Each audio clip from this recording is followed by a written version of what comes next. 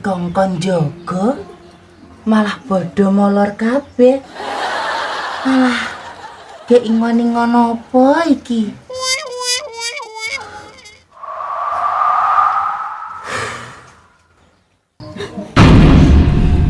Ampun Sang Dewi. Mbok emban Jinggah Melati. Gek piye sampean ki? Ya wis enggal ayo ngalih sangka papan panggonan iki. Agih aja suwi-suwi.